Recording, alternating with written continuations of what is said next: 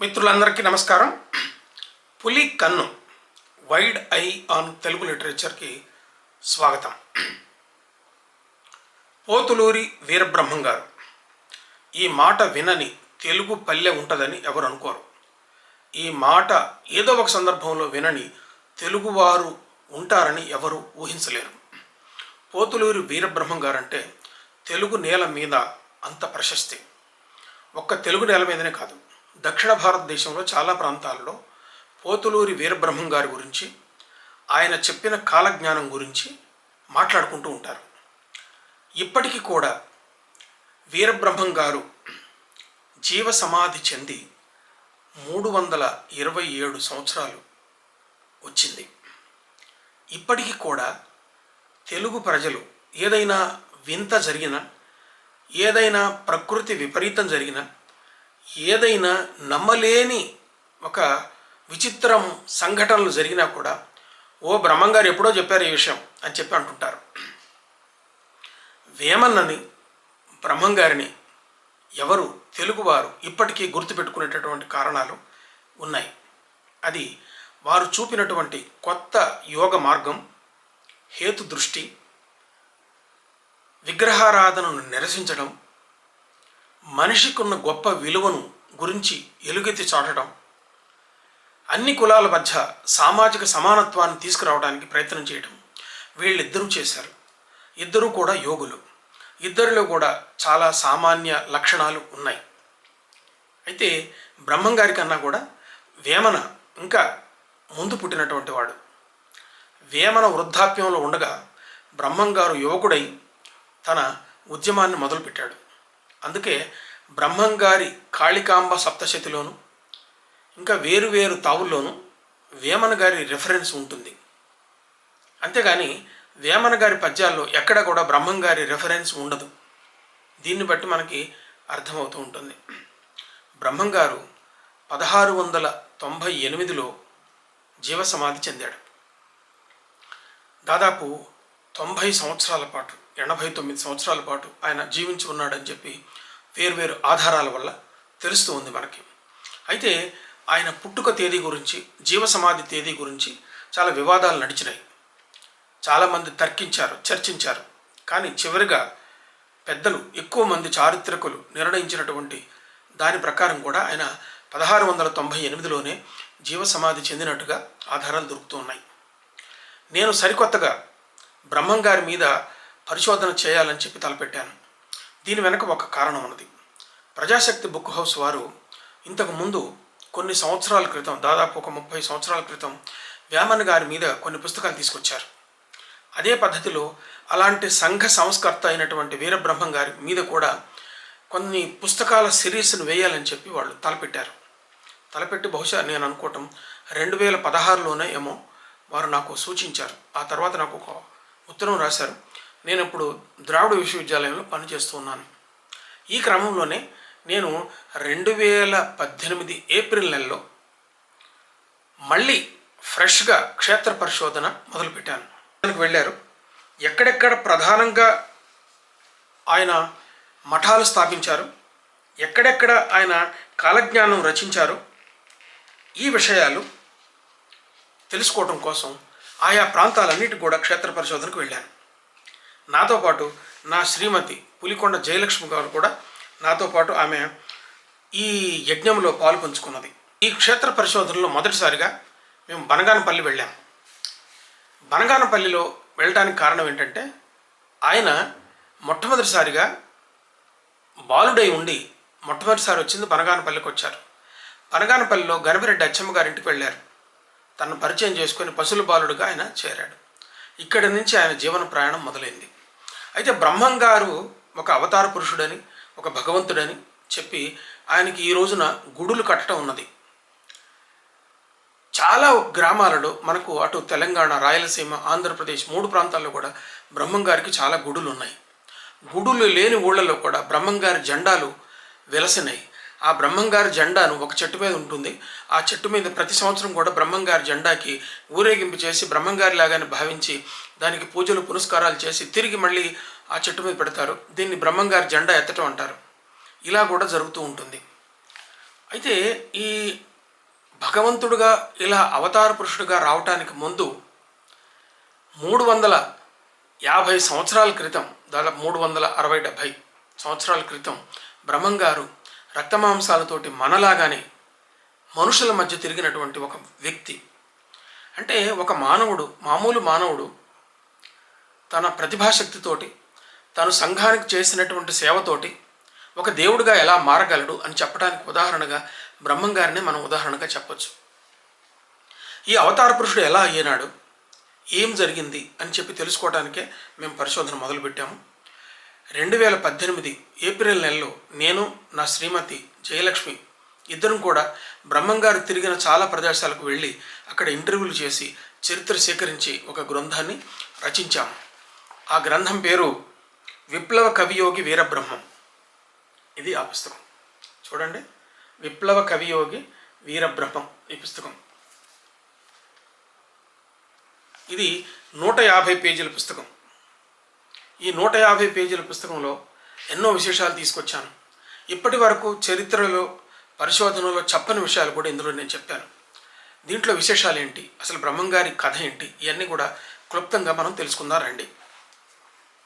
బ్రహ్మంగారి చరిత్రని మొట్టమొదటి ఎవరు రచించారు, దాని దగ్గరికి పోయిన తర్వాత ఆయన ఏం కథను సేకరించారు, ఎలా ఉందని మనం టోకీగా చెప్పుకుందాం. మనం బ్రహ్మంగారు జీవ సమాధి చెందినటువంటి వైశాఖ శుద్ధ దశమి రోజులైనటువంటి ఈ రోజున ఆయన చరిత్రను గురించి మనం తెలుసుకుందాం.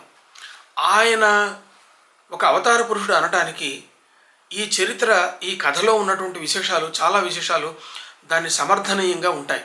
అది ఎట్లాగంటే, బ్రహ్మంగారు ఎక్కడో ఉత్తర భారతదేశంలో ప్రయాగ దగ్గర, త్రివేణి సంగమం దగ్గర ఒక ముని దంపతులకు ఆయన జన్మించాడని చెప్పి ఒక కథ ఉన్నది.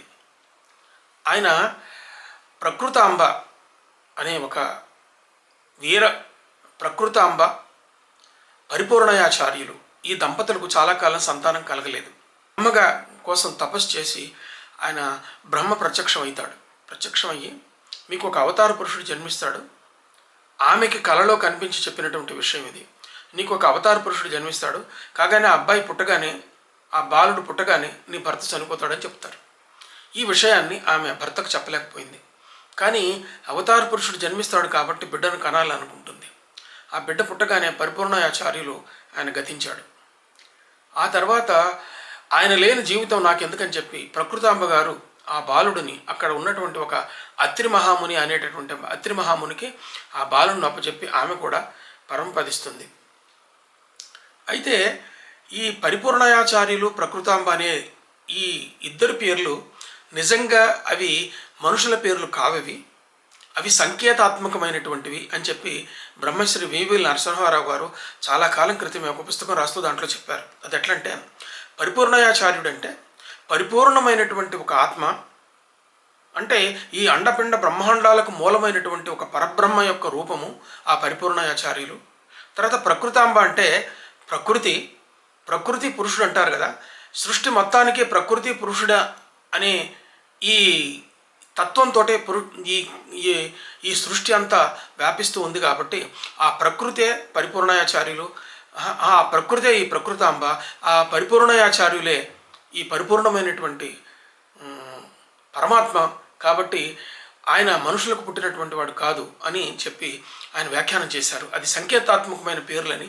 పరిపూర్ణయాచార్యులు అంటే, ప్రకృతాంబ అంటే ఒక పరిపూర్ణమైనటువంటి ఒక ఆత్మకు సంబంధించిన, ఒక విశ్వాత్మకు సంబంధించినటువంటి సంకేత రూపాలు ఇవి అని చెప్పి వివిఎల్ నరసింహారావు గారు చెప్పారు. అదే మనం నిజంగా భావించడానికి అవకాశం ఉంటుంది. ఆ తర్వాత వీరపాపమాంబ, వీరభోజయాచార్యులు, వీళ్ళిద్దరూ కూడా సంతానం కోసం అలా తిరుగుతూ ఆ క్షేత్రాలకు వెళితే అక్కడ ఆ అత్రి మహాముని ఇదిగో సంతానం తీసుకోండి అని చెప్పి వీళ్ళకి ఇస్తారు. వాళ్ళిద్దరూ కూడా ఆ సంతానాన్ని తీసుకొని ఆ పాపాగ్ని మఠానికి వస్తారు. పాపాగ్ని మఠానికి వచ్చిన తర్వాత కొంతకాలానికే తండ్రి ఆయన వెళ్ళిపోతాడు. తల్లి ఈమె వీరపాపమాంబ పాపాగ్ని మఠంలో ఉన్నటువంటి వీళ్ళు ఆయన బ్రహ్మంగారిని పెంచుతాడు. అలాంటి బ్రహ్మంగారు 11 ఏళ్ల వయసు వచ్చిన తర్వాత నేను ఒక కారణంతో పుట్టాను, నేను చేయవలసిన పని చాలా ఉంది, దేశయాత్రలకు వెళతాను అని చెప్తే తల్లి ఒప్పుకోదు. తల్లి నువ్వు పెద్దవాడివి కావాలి, పెళ్లి చేసుకోవాలి, సంసారం చేయాలి అని అంటే, అమ్మ నేను వీడన్నీ కాదు, అని చెప్పి ఆమెకు జన్మ విమోచనకరమైనటువంటి కొంత జ్ఞానాన్ని ఆమెకు అందిస్తాడు. అందించి పిండోత్పత్తి ఎలా జరుగుతుంది, మనిషి ఎలా పుడతాడు, ఈ కారణం ఏంటి అని చెప్పి ఆమెకి జ్ఞానోదయం కలిగించి ఆయన 11 సంవత్సరాల వయసులోనే బయటకు వచ్చేస్తాడు. అలా వచ్చిన వాడు గరిమిరెడ్డి అచ్చమ్మ గారి ఇంట్లో ఆయన పశువుల బాలుడుగా చేరడం, పశువులు కాయలటం, ఆ బనగానపల్లికి దగ్గరలో ఉన్నటువంటి రవ్వలకొండ వెళ్ళటం, రవ్వలకొండలో ఆయన ఆ ఒక బయలు ఉంటే ఆ బయలులో పశువులను పెట్టి తన చేతుల దండాన్ని పశువులు కాపలా కాయటానికి వదిలిపెట్టి ఆయన రవ్వలకొండ గుహలోకి వెళ్ళి కాలజ్ఞానాన్ని రచించడం ఇవన్నీ జరుగుతాయి. జరిగినప్పుడు అక్కడ పశువుల బాలుడు కంప్లైంట్ చేస్తారు. ఎవరికి? గరిమిరెడ్డి అచ్చమ్మ గారికి. మీ అబ్బాయి పశువులు కాయటం లేదు, ఎక్కడో వెళ్ళిపోతున్నాడు, తెలీదు, అక్కడ పులులు వీటి భయం కూడా ఉన్నది, అయినా కానీ వాళ్ళు వెంటనే తీసుకొని వస్తున్నాడు, దగ్గర కాపలా కాయట్లేదని చెప్తే ఒకరోజు గరిమిరెడ్డి అచ్చమ్మ గారు అసలు ఏం జరుగుతుంది, ఆవులు అయితే పశువులు అయితే ఇంటికి రాగానే పాలు ఇస్తున్నాయి, గుండ్రంగా కనపడుతున్నాయి, బాగా మేత మేసిన వాటిలాగానే కనిపిస్తున్నాయని చెప్పి భావిస్తుంది, అయినా కానీ ఏం జరుగుతుందో తెలుసుకుందామని చెప్పి ఆమె రవ్వలకొండ ప్రాంతానికి వస్తుంది. నడిచి రావచ్చు, దాదాపు ఒక 10 కిలోమీటర్లు ఉంటుంది. అంటే ఆ రోజుల్లో మనుషులు నడిచేవాళ్ళు అలా అంత దూరం కూడా. అట్లా వచ్చినప్పుడు ఆమె మైదానంలో ఆయన చేతికర్ర అటు చుట్టూ కాపలా కాస్తూ ఉంది, ఆవుల మధ్యలో ఉన్నాయి, మైదానం మధ్యలో ఉన్నాయి. ఏం జరుగుతుందో చూద్దామని చెప్పి ఆ గుహలోకి పోతే ఆ గుహలో ఆయన బ్రహ్మంగారు కూర్చొని కాలజ్ఞానం రచిస్తూ ఉంటే వెనక నుంచి ఒక నాగుపాము శిరస్సు పట్టి ఆయనకు ఉందట. ఈ దృశ్యాన్ని ఆమె చూసిందట. చూసి ఈయన అవతార పురుషుడు, మహానుభావుడు అని చెప్పి పాద నమస్కారం చేసింది. చేస్తే ఆమెకి ఇలా మహిమలు చూపించాడు. గరిమిరెడ్డి అచ్చమ్మ గారి ఇంట్లో ఉన్నటువంటి ఆయన గరిమిరెడ్డి అచ్చమ్మ గారి కుమారుడికి ఆయన అంధుడు, నేత్రదానం చెప్పిస్తాడు. నేత్రదానం చేసిన తర్వాత అక్కడి నుంచి నేలమఠానికి వస్తాడు. అక్కడ ఒక మఠాన్ని స్థాపిస్తాడు. అక్కడ రాసినటువంటి కాలజ్ఞానాన్ని ఆ చింతమాన దగ్గర ఆయన భద్రపరుస్తాడు. అలా బయలుదేరి యాగంటికి వస్తాడు, అల్లాడిపల్లికి వస్తాడు, ఇక్కడ వేరు గ్రామాలు తిరుగుతూ చివరికి కందిమల్లాయపల్లాయికి వస్తాడు. అక్కడ కొన్ని మహిమలు చూపిస్తాడు. పెదకొమ్మెర్ల గ్రామంలో ఉన్నటువంటి ఆమెని గోవిందమామని వివాహం చేసుకుంటాడు. ఆ తర్వాత ఎంతోమంది శిష్యులను ఆయన సంపాదిస్తాడు. ఈ శిష్యులతోటి దేశవ్యాప్తంగా 300 మంది శిష్యులతోటి దేశవ్యాప్తంగా పల్లె తిరుగుతూ ఆయన జ్ఞానబోధ చేస్తాడు. రాజయోగం అంటే ఏంటో చెప్తాడు. రాజయోగం అనేది మోక్ష సాధన మార్గం అనేది కేవలం ఒక కులానికి మాత్రమే పరిమితమైంది కాదు, ఎవరైనా నేర్చుకోవచ్చు, స్త్రీ పురుషులు అందరూ నేర్చుకోవచ్చు అని కుల మత భేదాలతో లేకుండా ఆయన సిద్ధయ్యని, ఫకీర్ కొడుకైనటువంటి దూదేకుల సిద్ధయ్యని, అన్నాజయ్య లాంటి బ్రాహ్మణుల్ని, ఇంకా వేరు కులాల వాళ్లను శిష్యులుగా చేర్చుకొని దేశమంతా తిరిగి జ్ఞానబోధ చేస్తాడు. ఈ క్రమంలోని అటు కర్నూలు నవాబు నేలమఠానికి 40 ఎకరాల పొలాన్ని ఇనాంగా ఇచ్చి పరమాన పొందుతాడు. అట్లాగే కందిమల్లయ్యపల్లిలో ఉన్నటువంటి సిద్ధవటం నవాబు గారు కందిమల్లయ్యపల్లిలో 7 ఎకరాల భూమిని ఆయన మఠం కోసం ఇస్తాడు. ఇలా ఒక వ్యవస్థీకృతంగా ఒక వ్యవస్థను ఏర్పాటు చేస్తాడు. ఆ తర్వాత తన జీవ సమాధి చెందే ముందు తన కుమారుడైనటువంటి పెద్ద కుమారుని వదిలిపెట్టి గోవిందయ్యకు ఆ బాధ్యత ఒప్పచెప్తాడు. సిద్ధయ్యకు తనకు ఆస్తిపాస్తులైనటువంటి వాటిని, యోగదండాన్ని, ముద్రని, అట్లాగే తను స్వయంగా లిఖించినటువంటి కాలజ్ఞానాన్ని ఆయనకు ఒప్పచెప్తాడు. ఆ తర్వాత వారసురాలుగా ఆయన కూతురు అయినటువంటి ఈశ్వరీబాయి ఈశ్వరమ్మ వారసురాలు అవుతుంది. ఈ విధంగా ఆయన చెప్పినటువంటి అచల మతం అంటే ఏంటో కొంచెం ముందుకు పోయిన తర్వాత చెప్పుకుందాం. ఇలా చేస్తాడు. అయితే ఈయన ఒక అవతార పురుషుడు ఎట్లయినాడు, ఒక భగవంతుడు ఎట్లయినాడు, ఈయన కథ ఏంటి, ఇప్పుడు నేను చెప్పిన కథ అంతా కూడా నిజంగా జరిగిందేనా, ఎవరు చెప్పారు, ఎవరు సేకరించారు, ఎవరు చెబితే ఈ కథ రికార్డ్ అయింది, ఈ విషయాన్ని మనం తెలుసుకోవాలి. అయితే 1895లోనే గుంటూరు జిల్లా సత్తెనపల్లి గ్రామంలో ఉన్నటువంటి ఆయన పేరు ఏంటంటే జవంగుల నాగభూషణ దాస్ గారు. ఈ జవంగుల నాగభూషణ దాస్ గారు ఆయన వీరబ్రహ్మం గారి మహిమలు విని ఆయన శిష్యుడిగా ఆయన బోధలు తెలుసుకోవటానికి ఆయన బయలుదేరతాడు. ఆయనకు ఒక లక్ష్యం కుదిరినప్పుడు ఆయన కథని రాయాలని అనుకుంటాడు. ఆయనకి సత్తెనపల్లిలో ఉండేటటువంటి జింకా పిచ్చిమాంబ గారు అనే ఆమె ఆయనకు సహాయపడితే ఆ రోజుల్లో కథ తెలుసుకోవాలి కాబట్టి గ్రామం తిరిగి ఆయా పల్లెల్లో ఆ ప్రాంతాలన్నింటిలో కూడా ఆయన బ్రహ్మంగారు ఆయన కథని ప్రజలు ఏమనుకుంటున్నారని చెప్పి ప్రజల దగ్గర కథను సేకరించాడు. దాదాపు ఆయనకి 20 సంవత్సరాలు పట్టింది. ఈ 20 సంవత్సరాల తర్వాత ఆయన ప్రజల దగ్గర నుంచి సేకరించినటువంటి కథని కాగితాల మీద రాస్తాడు. కాగితాల మీద రాసి అప్పుడున్నటువంటి మఠం అధిపతి దగ్గరికి ఆయనకి వెళ్తాడు. మఠం అధిపతి దగ్గరికి వెళ్ళి ఆ కథను వినిపిస్తాడు. అప్పుడు మఠాధిపతి గారు స్వామివారు ఈ మార్పులు చేయండి అని చెప్పి ఆయన చెప్తాడు. మార్పులు చేయండి అని చెప్పిన తర్వాత అదే జవంగోలు నాగభూషణ దాస్ గారు ఆ మార్పులు చేసి మొట్టమొదటిసారిగా 1920లో ఆయన పుస్తకాన్ని అచ్చివేస్తాడు. ఈ పుస్తకాన్ని అచ్చివేయడానికి కూడా ఈ జింకా పిచ్చమాంబ గారు సహాయపడిందని చెప్పి వాళ్ళు చెప్పారు. ఇప్పటికీ జవంగోలు నాగభూషణ దాస్ గారి ముని మనవలు సత్తెనపల్లిలో ఉన్నారు. అక్కడికి వెళ్ళి నేను ఆయన్ని కలుసుకొని ఎలా జరిగిందండి ఏంటండి అని చెప్పి వాళ్ళ విషయాలు సేకరించాను.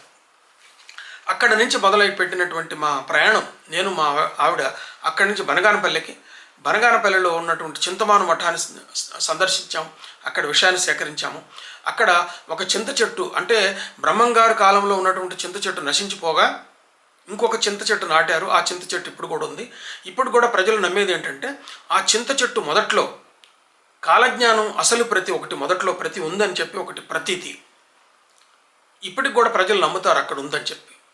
ఒకటి ఎవరో నేనే కల్కి అవతారాన్ని బ్రహ్మంగారు చెప్పినటువంటి నేను వస్తున్నాను, వీరభోగ వసంతరాయుడిని వచ్చాను, నేను చింతమాన్ దగ్గర ఉన్నటువంటి దాన్ని తవ్వి తీస్తానని చెప్తే ఎవరు ఒప్పుకోలేరు, ఎవరు నమ్మలేదు.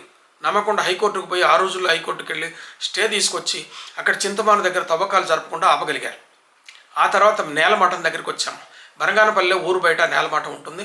నేలమఠం అంటే ఏం లేదు, నేల కంటే కిందికి ఉంటుంది. ఆ ఫోటోలు కూడా మీరు స్క్రీన్ మీద చాలా ఫోటోలు మీరు చూడవచ్చు. ఆ కింద లోపలికి వెళతాడు. లోపలికి వెళ్ళి అక్కడ ఒక కాళికాదేవి మందిరాన్ని ఆయన నిర్మిస్తాడు. కాళికాదేవి విగ్రహాన్ని ఆయన చేశారట. అక్కడ ఇప్పటికి కూడా బ్రహ్మంగారి చిహ్నాలు కొన్ని ఉన్నాయి. అక్కడ మఠంలో ఆయన స్థాపించినటువంటి వాళ్ళ వారసులు ఉన్నారు. అక్కడ పూజాధికాలు ఇప్పటికి కూడా జరుగుతున్నాయి. బ్రహ్మంగారి తరువాత ఆయన వదిలిపెట్టినటువంటి దండక మండలాలు కొన్ని వస్తువులు అక్కడ ఉన్నాయి. అక్కడి నుంచి మేము రవలకొండ వచ్చాము. రవలకొండలో ఆయన పేరు మీదుగా ఇప్పటికి కూడా ఒక ఆశ్రమం నడుస్తుంది, బ్రహ్మంగారి ఆశ్రమం నడుస్తుంది. అప్పటికి ఆయన ఉన్నటువంటి పేరు వీరప్పయ్య, వీరంబొట్లయ్య అనే పేర్లు ఉన్నాయి. కందిమల్లయ్య పిల్లలకు వచ్చి వీరబ్రహ్మంగా మారి బ్రహ్మంగారుగా ఈ లోపలనే ఈ వీరప్పయ్యగా ఉన్నాడు. వీరప్పయ్య మఠం అక్కడ రవలకొండలో ఉన్నటువంటి మైదానంలో ఉంది. ఆ రవలకొండ చుట్టూతో కూడా ఐరన్ ఓర్ తవ్వుతున్నారు. ఈ ఐరన్ ఓర్ తవ్వేటటువంటి ఆ ప్రాంతాల్లో ఉన్నటువంటి వల్ల బ్రహ్మంగారు ఉన్నటువంటి ఆ గుహకు ప్రమాదం వస్తుందని చెప్పి ప్రభుత్వానికి కొంతమంది హెచ్చరికలు కూడా చేశారు. కొన్ని అభ్యర్థనలు కూడా పెట్టారు. ఇది జరిగిన తర్వాత మేము ఆ ఆశ్రమాన్ని చూసాము. అక్కడ ఉన్నటువంటి పూజారులు వాళ్ళు చెప్పారు ఈ గుహ ఎక్కడుందని చెప్తే మేము ఆ గుహ దగ్గరికి పోయినాం. ఆ గుహ మీరు ఫోటోలు చూడవచ్చు. మీరు ఆ గుహ దగ్గరికి వెళ్ళి మనకి ఒక బావిలాగా ఉంటుంది. ఆ బావి లోపలికి దాదాపు ఒక 60-70 అడుగులు లోపలికి మెట్లలో దిగాలి. దిగిన తర్వాత లోపలికి సొరంగం ఉంటుంది. ఆ సొరంగం దాదాపు ఒక 1/2 కిలోమీటర్ దూరం లోపలికి పోతుంది. లోపలికి పోయిన తర్వాత అదే సొరంగం మళ్ళీ 2 వైపులకు చీలిపోతుంది. ఇలా ఫోటోలు వీడియో కూడా ఉన్నది, మీరు చూడొచ్చు. అక్కడికి పోయిన తర్వాత ఒక పక్కన ఒక గద్దెలాగా ఉంటుంది. దాని మీద ఆ గుహలో దాని మీద కూర్చొని ఆయన బ్రహ్మంగారు కాలజ్ఞానం రాశాడని చెప్పి ప్రజలు నమ్ముతారు. ఆ గుహ అవన్నీ కూడా ఇప్పటిగా ఉన్నాయి. లోపలికి పోవటానికి లోపల విద్యుత్ దీపాల కాంతి కూడా ఏర్పాటు చేశారు. ఆ తర్వాత బ్రహ్మంగారు వెళ్ళినటువంటి యాగంటి క్షేత్రానికి వెళ్ళాం. ఈ యాగంటి క్షేత్రంలో ఆయన కూర్చున్నటువంటి ప్రదేశాన్ని అక్కడ ఉన్నటువంటి భక్తులు ఈ జ్ఞాపకాలు వరుసగా వచ్చినటువంటి తరం నుంచి తరానికి వచ్చినటువంటి జ్ఞాపకాల ద్వారా అక్కడున్న సాధువులు సంతులు కొంతమంది ఆయన ఎక్కడ కూర్చున్నారు, ఏం బోధ చేశారు కూడా చెప్తారు. ఈ యాగంటి క్షేత్రంలోనే గరిమిరెడ్డి అచ్చమ్మ గారి కుమారుడికి ఫలానా చోట కూర్చొని ఆయనకి కళ్ళు తెప్పించాడని, ఫలానా చోట కూర్చొని గరిమిరెడ్డి అచ్చమ్మ గారికి జ్ఞానబోధ చేశారని చెప్తారు. అక్కడి నుంచి సిద్ధవటము, ఆ తర్వాత నంద్యాల వేరు ప్రాంతాలకు ఆయన తిరుగుతూ ఆయన కందిమల్లయ్యపల్లెకి చేరుకుంటారు. కందిమల్లయ్యపల్లెలో ఆయన ఒక ఇల్లు కట్టుకొని, ఆయన కట్టుకున్న ఇల్లు కూడా బ్రహ్మంగారు కట్టిన ఇల్లు కూడా ఉంది, ఇప్పుడు కూడా ఉంది. ఆయన చిన్న మార్పులు చేశారు, కానీ ఇప్పటికి కూడా బ్రహ్మంగారు కట్టిన ఇల్లు యథాతథంగా ఉంది. ఆ బ్రహ్మంగారి మఠానికి దగ్గరలోనే ఉంటుంది. ఆయనకు 5 కుమారులు, 1 కుమార్తె కలిగారు. ఈ తర్వాత ఆయన రాజయోగం అంటే అదే తపస్సు. యోగం అంటే తపస్సు చేయాల్సిన పని లేదు, ముక్కు మూసుకొని ఎక్కడో అడవుల్లోకి పోయి కూర్చోవాల్సిన పని లేదు. ఆయన దంపతి ధర్మంలోనే ఉంటూ రాజయోగం అనేది చేయొచ్చు. అచల మతం అంటే ఒకదాన్ని స్థాపించి అద్వైతాన్ని, ఆదిశంకరాచార్యులు చెప్పినటువంటి అద్వైతాన్ని మరొక రూపంలో ప్రజలకు అందించాడు ఆయన. దీంట్లో అచలం అనే భావనలో చెప్పింది ఏంటంటే జీవాత్మ పరమాత్మ వేరు కాదు, ప్రతి మనిషిలోనూ ప్రతి జీవిలోనూ ఉన్నటువంటి ఆత్మ అదే పరమాత్మ, అదే భగవంతుడు. కాబట్టి మీరు గుడికి పోవాల్సిన పని లేదు, మీరు విగ్రహారాధన చేయాల్సినటువంటి పని లేదు.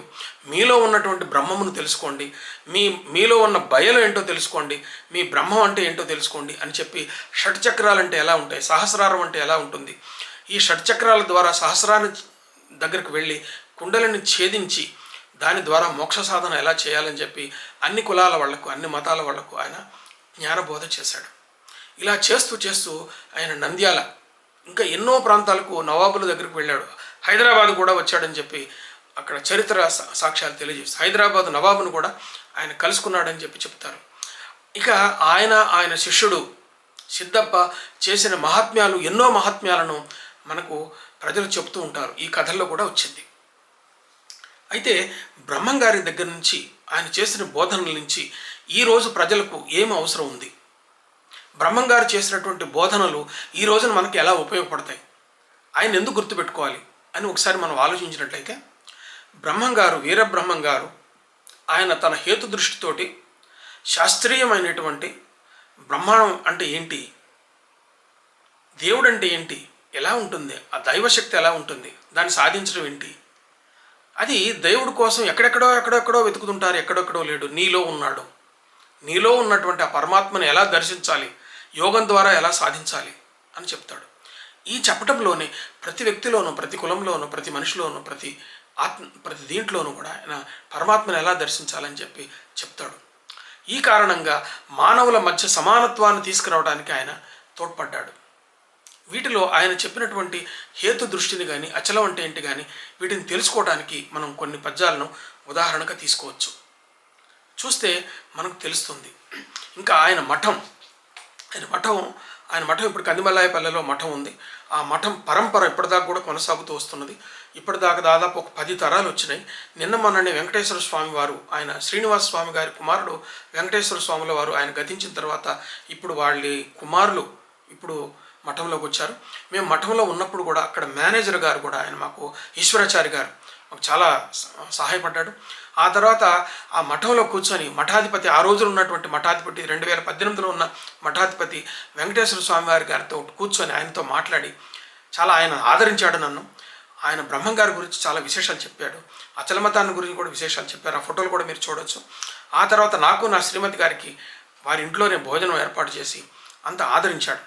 ఆ తర్వాత బ్రహ్మంగారి మఠం నుంచి మేము ఇద్దరం కూడా సిద్ధయ్య గారి మఠానికి వెళ్ళాం. సిద్ధయ్య గారి మఠంలో వాళ్ళ వారసులు అక్కడ మాకు కనిపించారు. వాళ్ళ వారసులు ఎంతో గొప్పగా మమ్మల్ని ఆహ్వానం చేశారు, స్వాగతించారు. లోపలికి తీసుకుపోయిన తర్వాత బ్రహ్మంగారు చేతితోటి గంటం పట్టుకొని రాసినటువంటి కాలజ్ఞానం ప్రతి ఒక్కటి ఇప్పటికి కూడా సిద్ధయ్య గారి మఠంలో ఉంది. అది బ్రహ్మంగారి మఠంలో లేదు, సిద్ధయ్య గారి మఠంలో అది ఉన్నది. ఆ తర్వాత ఆయన ముద్రిక ఒకటి ఉన్నది, ఆయన వేలికి ఉన్నటువంటి ముద్రిక ఒకటి కూడా సిద్ధయ్య గారి మఠంలో ఉంది. దాని ఫోటో కూడా మీరు స్క్రీన్ మీద చూడొచ్చు. అట్లాగే ఆయన పాదుకలు, ఆయన నడిచిన పాదుకలు కూడా సిద్ధయ్య గారి మఠంలో ఉన్నాయి. చాలామంది బ్రహ్మంగారి మఠానికి వచ్చినటువంటి ప్రతి వాళ్ళు కూడా సిద్ధయ్య గారి మఠానికి వచ్చి చూస్తుంటారు. అయితే బ్రహ్మంగారు చాలా 700 పద్యాలు రాశారు, ఆటవలది పద్యాలు. వేమన గారు అయితే ఎట్లయితే ఆటవలది పద్యాలు రాశారు, బ్రహ్మంగారు కూడా 700 పద్యాలు రాశారు. చాలామంది బ్రహ్మంగారు అంటే కాలజ్ఞానం మాత్రం గురించే చెప్తారు, కానీ ఇటీవలి కాలంలోనే కాళికాంబ సప్తశతి అనేటటువంటి 700 పద్యాలు బ్రహ్మంగారివి ఆయన బాగా వ్యాప్తిలోకి తీసుకురావడానికి ప్రయత్నం చేశారు. వెంకటేశ్వర స్వామి గారు ప్రయత్నం చేశారు. ఆ తర్వాత వివిఎల్ నరసింహారావు గారు దానికోసం కృషి చేశారు. ప్రజాశక్తి వాళ్ళు దీని మీద దృష్టి పెట్టి బ్రహ్మంగారి మీద 12 పుస్తకాలు వాళ్ళు ప్రచురించారు. ఈ 12 పుస్తకాల్లో నా పుస్తకం ఒకటి, విప్లవ కవియోగి వీరబ్రహ్మ అని చెప్పి నేను రాసింది అక్కడ మీకు దృష్టికి తీసుకొస్తాను. అట్లాగే ఇప్పుడు మనం ఈ అచలం ఏంటి, అద్వైతం అంటే ఏంటి, ఆయన చెప్పినటువంటి ఆయన ఏం చెప్పాడు, ఆయన తత్వం ఏంటి, 2-3 పద్యాలు కొన్ని ఉదాహరణలు చూద్దాం మనం. అఖిల భూతములకు ఆత్మ ఒక్కటి అని గుర్తెరింగి మెలగు గుణికినెందు మోహ శోకములు సమూలముగా తెగు కాళికాంబ హంస కాళికాంబ ఇలా చెప్తాడు. ఆయన ఈ ఆత్మ పరమాత్మ అంటే ఏంటి అన్నది ఇక్కడే మనకు తెలుస్తుంటుంది. ఇంకొక పద్యం చూడండి. హృదయమందే ఉండే హృత్ కమలేశుండు లింగసార మెరుగు లింగ విభుడు వంగి రాల మొక్క వచ్చునా మోక్షంబు కాళికాంబ హంస కాళికాంబ. వంగి వంగి రాళ్లకు మొక్కితే మీకు మోక్షం రాదు నాయన. మోక్షం సంపాదించాలంటే మీలో ఉన్నటువంటి హృత్ కమలేశుడు, మీ హృదయంలో ఉన్నటువంటి ఆ కమలేశుడిని మీరు దర్శించగలిగితే అక్కడే మోక్షంగా దొరుకుతుందని చెప్తాడు. బ్రహ్మం గారి మూలతత్వం ఇది. ఇంకోటి చూడండి, ఆత్మలోన నుండు అదియ వైకుంఠము, ఆత్మలోన నుండు అదియ వైకుంఠము, కోణదేశమున వికుంఠుడుండు, లోకమేది లేదు లోకోత్తరుడు లేడు. ఇంకొక లోకం ఎక్కడా లేదు, ఇంకొక లోకోత్తరుడు ఎక్కడా పైన లేడు. కోణదేశమున వికుంఠుడుండు. ఈ కోణదేశం అంటే తన ఆత్మలో ఉన్నటువంటి భాగం, ఈ షట్చక్రాలలో ఉన్నటువంటి ఆ ప్రదేశాన్ని కనుక్కోవటంలోనే అక్కడ వికుంఠుడుండు, ఆ పరమాత్మ అక్కడ ఉంటాడని చెప్తాడు. ఇంకోటి చూడండి, బ్రహ్మమనగ వేరే పరదేశమున లేదు, బ్రహ్మమనగ చూడు బట్టబయలు, తనకు తానే బ్రహ్మము తారక మౌనురా కాళికాంబ హంస కాళికాంబ. అంటే బ్రహ్మమనగా వేరే పరదేశంలో లేదు. పరబ్రహ్మం అంటే ఎక్కడో లోకాలు ఆకాశాల్లో లేదు. బ్రహ్మమనగా చూడు బట్టబయలు. ఈ బట్టబయలు అనే మాట గుట్టు మాట. ఇది బట్టబయలు అంటే అర్థం ఏంటంటే ఆత్మ అనే అర్థం. బయలు అని బట్టబయలు అని చెప్పి ఒక గుట్టు మాటలు చెప్తాడు. ఈ గుట్టు మాటలు అర్థం చేసుకుంటేనే మనకి బ్రహ్మం గారు చెప్పినటువంటి తత్వం అర్థమవుతుంది. ఈ గుట్టు మాటల్లో ఉన్నది ఏంటంటే బయలు అంటే ఆత్మ అని అర్థం. విజ్ఞుడైన వాడు వేదాంతి యగువాడు, ఎరుకవాడు శక్తి నెరుకువాడు, నీవెవండనిన నేనే బ్రహ్మంబును. ఇది విజ్ఞాత కలిగినటువంటి వాడు, విజ్ఞుడైనటువంటి వాడు చెప్పేది ఏంటంటే, విజ్ఞుడైన వాడు వేదాంతి యగువాడు, ఎరుకవాడు శక్తి నెరుగువాడు. ఎరుకవాడు అంటే జ్ఞానము కలిగిన వాడని, తన శక్తిని ఎరిగినవాడు అన్నటువంటి. నీవెవండనిన, నీవెవరవయానంటే ఏమంటాడు ఆయన, నేను బ్రహ్మంబును. ఆది శంకరాచార్యులు చెప్పినటువంటి తత్వము, ఆయన జీవిత చరిత్రలో జరిగినటువంటి ఒక ఘట్టము ఇక్కడ మీకు బ్రహ్మం గారి పద్యాల్లో క్లియర్గా కనపడుతుంది. ఇటీవల శంకర జయంతి నాడు కూడా నేను మాట్లాడినప్పుడు ఆదిశంకరుల ప్రభావం బ్రహ్మం గారి మీద చాలా ఉందని చెప్పాను. దీనికి తార్కాణగా ఈ పద్యాన్ని చెప్పొచ్చు. ఆదిశంకరుల వారు ఆయన అక్కడ వెళుతూ ఉంటే ఒక చండాలుడు ఎదురైనప్పుడు పక్కకు తొలగమని అన్నప్పుడు, ఆయా మీరు ఇంత చేసింది ఒక బ్రహ్మాన్ని దర్శించడానికి, నన్ను పక్కకు తొలగమంటున్నారు, మీరు తొలగమన్నది నాలో ఉన్నటువంటి పరమాత్మనే. నన్ను తొలగమంటే నేను తొలుగుతాను, కానీ నాలో ఉన్న పరమాత్మని మీరు తొలగమనేటట్లయితే మీరు ఇంతకాలం చేసినటువంటి దానికి ఫలితం ఏముంటుంది, పోతుంది కదా అంటే, ఆదిశంకరులు ఆయన పాదాల మీద పడినాడు తను తెలుసుకున్న తర్వాత అని చెప్పి ఆదిశంకరుల యొక్క చరిత్రలో మనకు తెలుస్తుంది. ఇక్కడ బ్రహ్మంగారు కూడా ఏమంటున్నాడు, నీవెవడివి అని ఎవరైనా అడిగితే ఏం చెప్పమంటాడు ఆయన, నీవెవరివి అని, నేను బ్రహ్మంబును, నేనే బ్రహ్మమురా అని చెప్పి ఒక పాట కూడా ఉంది, కాలజ్ఞాన తత్వంలో ఉంది. ఇది చెప్తాడనమాట. అదియు నేను గాని అద్వైత తత్వము, నేను నేనే నీవు ద్వైత మచల బోధ కత్తి అంచుపై నడుచుట, ఇలా చెప్తాడు. బట్ట బయలరంగా పరమాత్మ ఎననగును, వేరటంచు తరచు వెర్రివాడు. వేరేవాడు అంటే వెర్రివాడు వాడు, నీవే బ్రహ్మం, నీలోనే ఉన్నాడు, అందరిలో ఉన్నవాడు, ఆ బ్రహ్మాన్ని దర్శించమని చెప్తుంటాడు. బయలులోని బయలు పరికింప పరమాత్మ. ఆ బయలులో ఉన్నటువంటి ఆ పరమాత్మలో ఉన్నటువంటి ఆత్మను తెలుసుకోవటమే, ఆత్మలో ఉన్నటువంటి పరమాత్మను తెలుసుకోవటమే బయలులో ఉన్నటువంటి బయలు చేయటం అని చెప్తాడు అనమాట. బయల బట్ట బయల హొయలు చూడంగాను చర్మ చక్షులకును సాధ్యమగునే. ఈ బయలులో ఉన్నటువంటి ఈ బట్ట బయలును తెలుసుకోవడానికి ఈ చర్మచక్షులకు సాధ్యం కాదు. మరి ఎట్లా అంటాడు ఆయన, కురుని దయకు నోచుకున్న వారికి గాక కాళికాంబ హంస కాళికాంబ అంటాడు. ఈ రకంగా ఆయన ఈ పరమాత్మ అంటే ఏంటి, ఇదంటే ఏంటి అని చెప్తాడు. ఆయన కొంత హేతువాదాన్ని, విగ్రహారాధన నిరసించడానికి కూడా చెప్తాడనమాట. శ్వేత శిలకు మొక్క చెప్పినే దైవంబు, నీతి లేక జనులు నూతబడిరి, శిలకు మొక్కునంత చిక్కునా దైవంబు. ఇది విగ్రహారాధన నిరసించటం. చాలా స్పష్టంగా చెప్పాడు. ఇంత విగ్రహారాధనని నిరసించినటువంటి బ్రహ్మం గారిని ఆయన దేవుని చేసి పడేశాం, మనం గుడి కట్టేశాం. బ్రహ్మం గారు చెప్పిన తత్వాన్ని మనం మర్చిపోయాం. కానీ బ్రహ్మం గారికి ఆకారానికి మొక్కేస్తున్నాం మనం. అప్పటి నుంచి ఇప్పటిదాకా అంబేద్కర్ మహానుభావుడు దాకా ఇదే జరుగుతూ ఉన్నది. మనం పూజిస్తాం, మనుషుల్ని పూజిస్తాం, దేవుణ్ణి అంటాం, దేవుణ్ణి చేసేస్తాం. వాళ్ళు చెప్పిన తత్వాన్ని మాత్రం మర్చిపోతాం. బ్రహ్మం గారు చెప్పిన తత్వం ఇదే. బ్రహ్మంగారు చెప్పిన తత్వం ఎక్కడికో వెళ్ళిపోతుంటుంది, ఎంతమంది లోపల పెట్టుకొని దాన్ని ఆచరిస్తుంటారు, కానీ ఆయనకు మాత్రం గుడి కట్టేశాం. కానీ ఆయన ఏమన్నాడు? శ్వేత శిలకు మొక్క చెప్పినే దైవంబు. శిలలకు మొక్క మనకు దైవం చెప్పాడా? నీతి లేక జనులు నూతబడిరి, శిలకు మొక్కునంత చిక్కునా దైవంబు.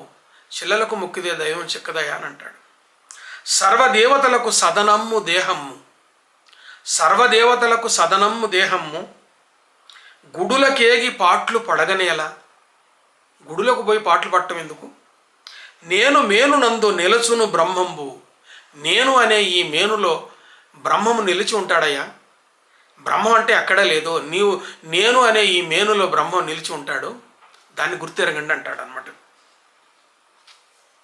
తర్వాత ఒక్క పొద్దులని ఎన్నుచునుంటే వనరుగు చెడుదవు ఒరే ఒరే, చొక్కమైన యా వైభవమూర్తుని చూచుచునుండుట సరే సరే అంటాడు. ఈ ఒక్క పొద్దులు, ఈ ఆచారాలు, ఈ ఆచారకాండ అవసరం లేదంటాడు.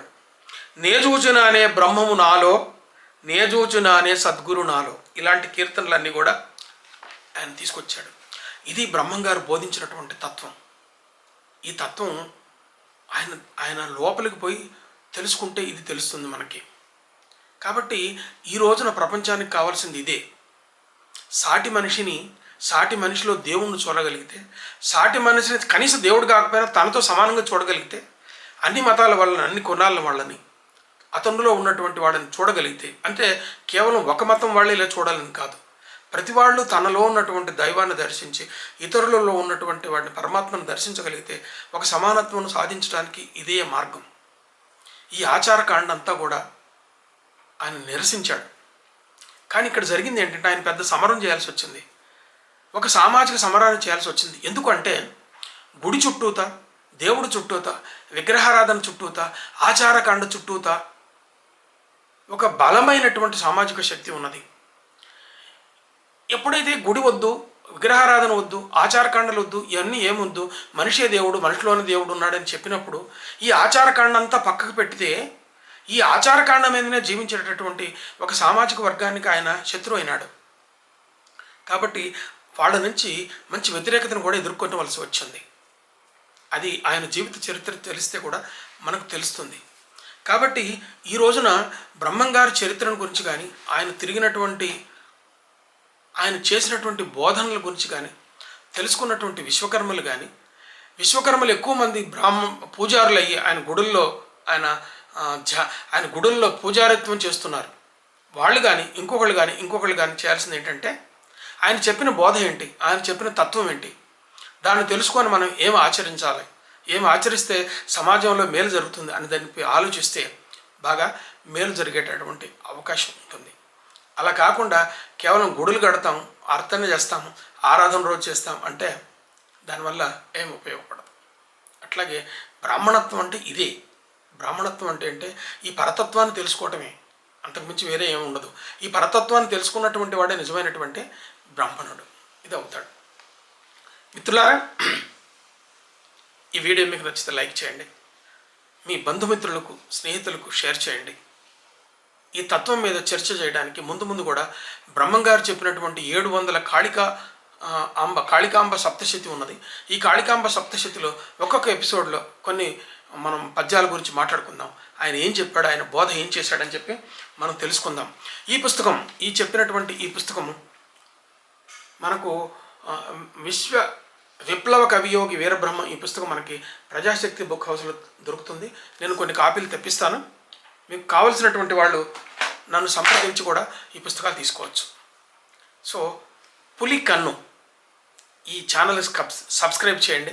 సబ్స్క్రైబ్ చేసి పక్కన ఉన్నటువంటి బెల్ బటన్ నొక్కితే నేను వీడియో అప్లోడ్ చేయగానే మీకు అందుతుంది, నోటిఫికేషన్ వస్తుంది. అందరూ ఉచితంగా చూడవచ్చు. నమస్తే.